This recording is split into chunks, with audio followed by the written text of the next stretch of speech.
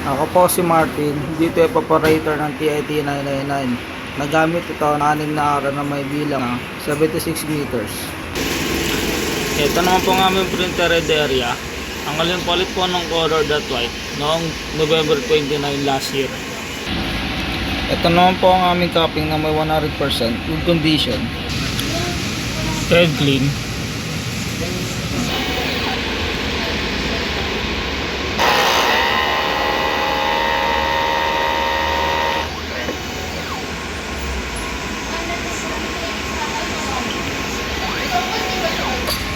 Punasan ng wiper after mag-head clean. Nozzle check. Ito po, buo naman po lahat. Ang ink system po namin, tama lang po ang level. Ito pa aming waste tank, nalinis lang po nung Saturday. Ito naman po ang aming ABF.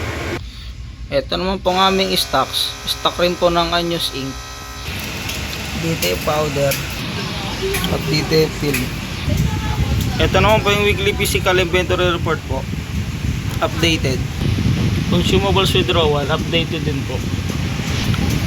Daily output record.